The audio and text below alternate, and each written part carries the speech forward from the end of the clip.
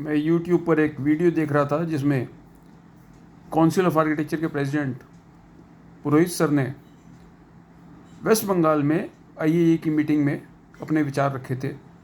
उसमें कुछ बड़ी इम्पोर्टेंट बात उन्होंने कही, उस हिस्से को मैं सुनवाना चाहूँगा। उन्होंने कहा कि अगर गरीब आदमी वकील का इंतज़ाम नहीं कर सकता, डॉक्टर का इंतज़ाम नहीं कर सकता, तो उसके लिए सरकारी अस्पताल हैं, लीगल एड अथॉरिटीज़ हैं जहाँ से उसको वकील मिल जाता है। तो अगर गरीब आदमी आर्किटेक्ट को अफोर्ड नहीं कर सकता तो सरकार की जिम्मेदारी बनती है कि उसको आर्किटेक्ट मुहैया कराए ताकि नेशनल रिसोर्सेज वेस्ट ना हो। ये बहुत बढ़िया बात काउंसिल के प्रेसिडेंट साहब ने कही है। मैं आपको इसका हिस्सा सुनवाता हूँ। लंबी बातचीत उनकी थी वेस्ट बंगाल आईएए में, लेकिन ये जो हिस्सा है बड़ा लाजमी है और मैं समझता हूँ कि इस पर सारे आईएए वालों को और काउंसिल वालों को मिलकर काम करना चाहिए। अगर ये इम्प्लीमेंट हो जाता है तो देश में हज़ारों आर्किटेक्ट्स को रोज़गार मिलेगा। सुनिए काउंसिल के प्रेसिडेंट अभय पुरोहित जी ने क्या कहा। I tell you how. When somebody cannot afford the expenses of medicine, state takes the responsibility. There are the government hospitals. From where they get it, almost free of cost. It's not free of cost, it's free of cost for that person, but it has been paid by the state. Somebody cannot afford a lawyer.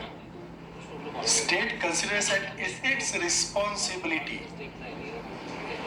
So why architecture also should not be considered as the essential service is the question.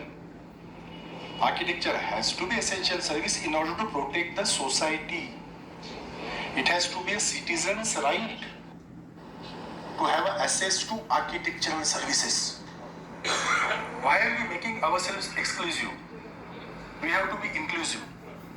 When those so many experiences are there, when the proper, architect is not architect is a concept because he is at top of it, but a proper design, well ventilated spaces, ensuring health, and of course, even the same is true with the structural engineers.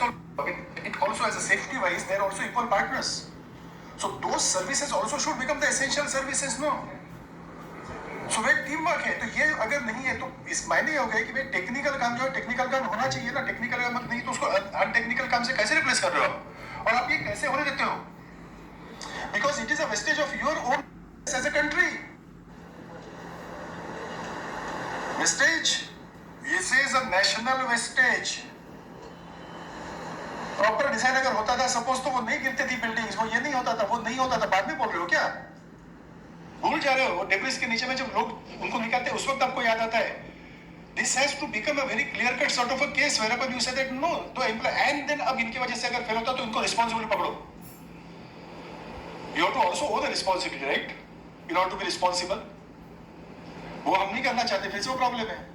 By the way, I'm coming up with at a council level as such, and IA का भी मैं support मांगूंगा, वो होने वाला है, जल्दी से हम भेजेंगे। I have negotiated at a national level about the 10,000 policies possibly professional index. ये बड़ी अच्छी बात काउंसिल के प्रेसिडेंट ने कही। जैसे मैंने पहले कहा कि अगर ये इम्प्लीमेंट होता है तो देश भर के लोगों को आर्किटेक्ट की सेवाएं मिल पाएंगी और ढेर सारे आर्किटेक्ट्स को रोज़गार की व्यवस्था हो पाएगी। अभी जगह जगह इमारतें गिरती हैं तब उसके बाद एक जांच कमेटी बैठती है, ये तय होता है कि किसकी वजह से ये इमारत गिरी। लेकिन अगर आर्किटेक्ट्स और इंजीनियर्स की सर्विसेज प्रदान की जाती हैं उन लोगों को भी जो लोग आर्किटेक्ट्स या इंजीनियर्स को अफोर्ड नहीं कर सकते, तो एक बहुत बढ़िया ये कदम होगा इस दिशा में कि लोगों को सुरक्षित बिल्ट एनवायरनमेंट मिले और जो देश के रिसोर्सेज खर्च हुए हैं आर्किटेक्ट्स को ट्रेनिंग देने में, इंजीनियर्स को ट्रेनिंग देने में, उसका भी सही प्रकार से उपयोग हो। आपकी क्या राय है इस बारे में कि काउंसिल के प्रेसिडेंट ने जो सुझाव रखा है इसके लिए सरकार को सोचना चाहिए?